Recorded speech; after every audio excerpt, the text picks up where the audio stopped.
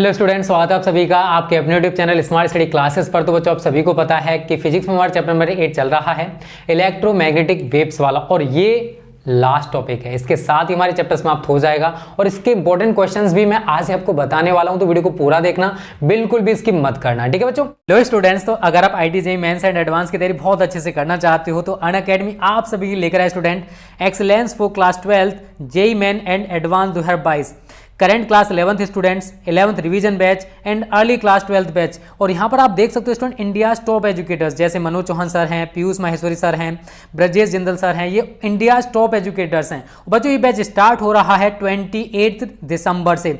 उसके साथ साथ स्टूडेंट आप आगे देख सकते हो as for class 12 JEE main and advance 2022, current class 11th students, 11th revision batch and early class 12th batch. यहाँ पर भी यही टॉप एजुकेटर्स हैं बच्चों, और ये भी बैच स्टार्ट हो रहा है 28 दिसंबर से। उसके साथ साथ बच्चों स्पार्क 2.0 बैच भी early class 11th and JEE main and advance students के लिए, जो कि 2023 में देने वाले हैं, ठीक है। और ये बैच बच्चों 21 दिसंबर से स्टार्ट हो चुका है। और यहाँ पर जो बंसल क्लासेज हैं इंडियाज, मतलब आपने कोटा का नाम सुना होगा, कोटा के बंसल क्लासेज हैं, ये वहाँ के टॉप एजुकेटर्स हैं बच्चों। और MCQ 2.2 बैच भी आपका 23 दिसंबर से स्टार्ट हो रहा है। और कैसे आप सब्सक्रिप्शन ले सकते हो बच्चों, वो मैं आपको आगे बताने वाला हूं, ओके। जैसे आप लिंक पर क्लिक करोगे आपको ये पेज शो होने लगेगा as for class 12 JEE main and advance 2022। और 28 दिसंबर से जो शेड्यूलिंग है बच्चों, आप यहाँ पर देख लेना पूरी 28, 29, 30 दिसंबर, 31 दिसंबर। और कैसे बच्चों आपको सब्सक्रिप्शन लेना है वो मैं आपको बताने वाला हूँ। गेट सब्सक्रिप्शन पर बच्चों आप क्लिक करोगे, जैसे आप गेट सब्सक्रिप्शन पर क्लिक करोगे बच्चों, आपको ये पेज शो होने लगेगा। फिर आपको सिलेक्ट प्लस करना है बच्चों। जैसे आप सिलेक्ट प्लस करोगे, आप यहाँ पर देख सकते हो 1 मंथ का फीस 7,000 है, 3 मंथ का 17,500 है। लेकिन बच्चों आप यहाँ पर हैव अ रेफरल कोड में हमारा smart study classes referral code use करोगे, बिल्कुल भी गैप आपको नहीं देना है। स्मार्ट स्टडी क्लासेज, ठीक है ना, स्मार्ट स्टडी क्लासेज जैसे ही बच्चों आप डालोगे और अप्लाई करोगे तो बच्चों आपको तुरंत ही 10% डिस्काउंट देखने को मिल जाएगा। अब आपको 1 महीने के लिए केवल 6300 रुपये पे करने हैं, उसी प्रकार से आपका 10% डिस्काउंट हर एक जगह कम हो चुका है, ओके स्टूडेंट्स। तो देखो विद्युत चुम्बकीय स्पेक्ट्रम, तो देखो सूर्य का प्रकाश होता है, उसमें लाल रंग से लेकर बैंगनी रंग तक बहुत सारे कलर्स होते हैं, शायद सभी ने पढ़ा भी होगा बच्चों।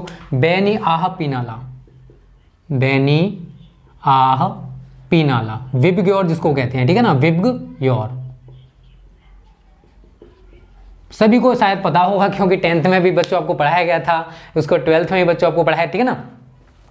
तो बच्चों ये जो होता है इसको कहते हैं हम लोग दृश्य स्पेक्ट्रम। इसको क्या कहते हैं हम? स्पेक्ट्रम, जो विद्युत चुम्बकीय स्पेक्ट्रम है, इसको 2 पार्ट्स में डिवाइड कर सकते हैं।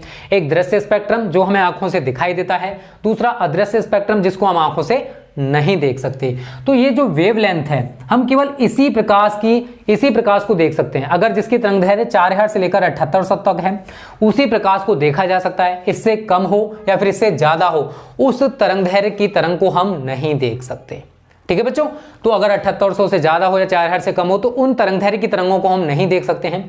अदृश्य स्पेक्ट्रम में बच्चों देखो, पहले समझ लो, देखो न्यूटन के बाद बहुत सारे साइंटिस्ट आए, उन्होंने पता लगाया कि इस दृश्य स्पेक्ट्रम के साथ साथ विद्युत चुम्बकीय स्पेक्ट्रम में और तरंगदैर्घ्य की तरंग भी हैं, जिनको हम कह सकते हैं अदृश्य स्पेक्ट्रम, क्योंकि ये जो तरंगें हैं हमें आंखों से दिखाई नहीं देती हैं। और उस अदृश्य स्पेक्ट्रम में हम अवरक्त स्पेक्ट्रम हो गया, पराबैंगनी स्पेक्ट्रम हो गया बच्चों, आपका एक्स किरणें, गामा किरणें, इन सभी को रख सकते हैं, क्योंकि ये सभी तरंगें हमें आंखों से दिखाई नहीं देती हैं। लेकिन इनको देखो, अवरक्त स्पेक्ट्रम और पराबैंगनी स्पेक्ट्रम के बाद गामा किरणें, एक्स किरणें, आपका सूक्ष्म अथवा माइक्रो तरंगें, रेडियो तरंगें, इनको खोजा गया था। शुरुआत में क्या था? केवल और केवल दृश्य स्पेक्ट्रम था विद्युत चुम्बकीय स्पेक्ट्रम के अंतर्गत। लेकिन बाद में और वैज्ञानिक आए, उन्होंने पता लगाया कि दृश्य स्पेक्ट्रम के साथ साथ कुछ ऐसी किरणें भी हैं, कुछ ऐसी तरंगें भी हैं जो हमें आंखों से दिखाई नहीं देती हैं, लेकिन वो भी इसी स्पेक्ट्रम में आती हैं, विद्युत चुम्बकीय स्पेक्ट्रम में, जिनको हम अदृश्य स्पेक्ट्रम कहते हैं, क्योंकि इसको हम आंखों से नहीं देख सकते। जैसे आपका अवरक्त स्पेक्ट्रम है, पराबैंगनी स्पेक्ट्रम है। उसके बाद और वैज्ञानिक आए, उन्होंने और तरंगों को खोजा, जैसे आपकी गामा किरणें हैं बच्चों, आपकी सूक्ष्म अथवा माइक्रो तरंगें हैं, आपकी रेडियो तरंगें हैं, आपकी पराबैंगनी विकिरण हैं, ये तो पहले ही खोज ली गई, एक्स किरणें हैं, ठीक है। ये बाद में खोजी गई हैं, सबसे पहले आपका ये, फिर ये, उसके बाद ये, इनको खोजा गया।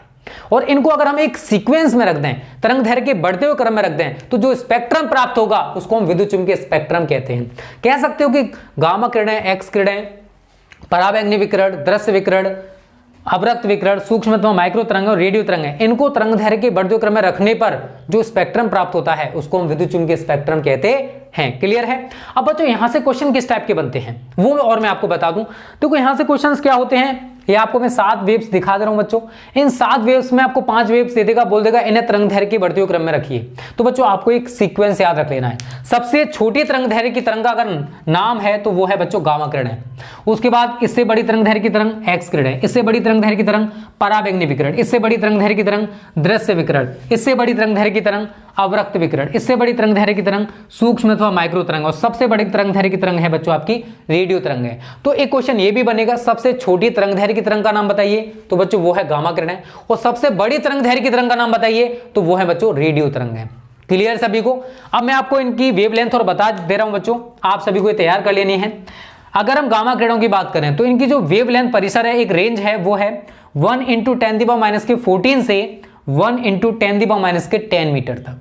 अगर हम एक्स किरणों की बात करें बच्चों तो इसकी जो वेवलेंथ रेंज है वो है 1 × 10⁻13 से 3 × 10⁻8 मीटर तक। अगर हम पराबैंगनी विकिरण की बात करें तो बच्चों इसकी जो वेवलेंथ है वो है 6 × 10⁻10 से 4 × 10⁻7 मीटर तक।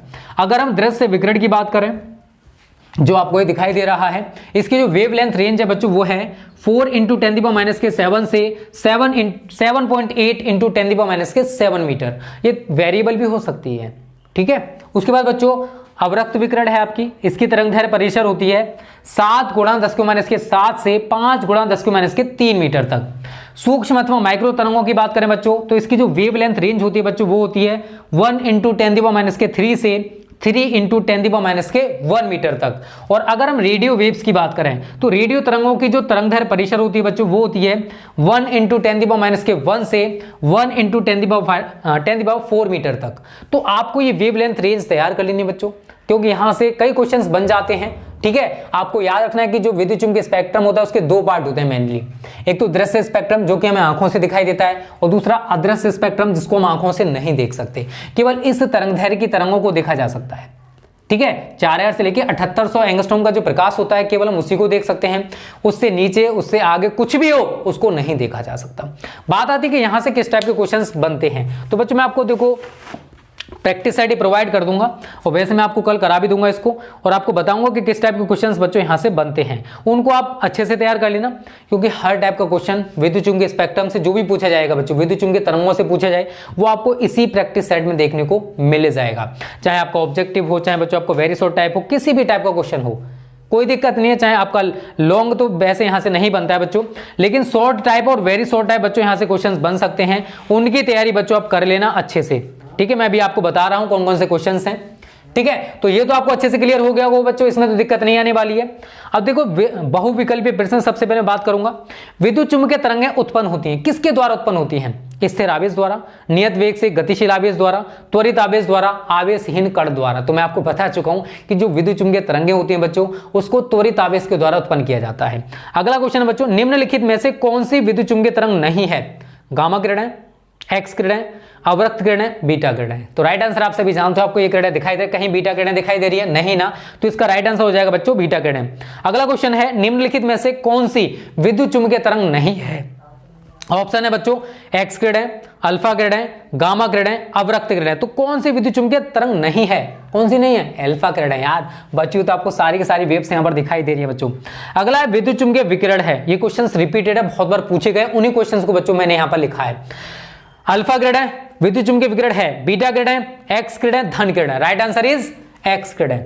आपको एक्स किरणें दिखाई दे रहा है, तो सारे क्वेश्चंस के आप आसानी से आंसर्स कर सकते हो, लेकिन कब कर सकते हो बच्चों?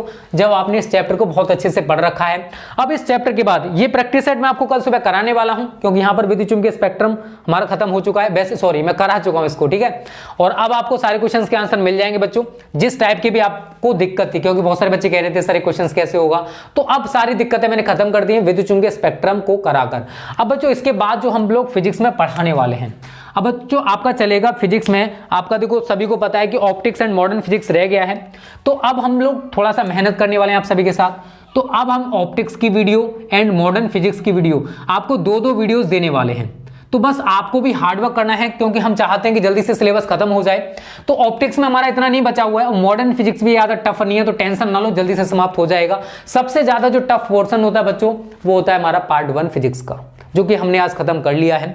न्यूमेरिकल्स यहां से नहीं बनता है, क्योंकि जब हम आपको प्रीवियस पेपर कराएंगे तो अगर उसमें आता है तो तब करा दिया जाएगा, टेंशन ना लो, क्योंकि यहां से न्यूमेरिकल इतना नहीं पूछा जाता है। ठीक है बच्चों, तो इसी के साथ ये चैप्टर समाप्त हुआ। उम्मीद करता हूं आपको अच्छे से क्लियर हो गया होगा।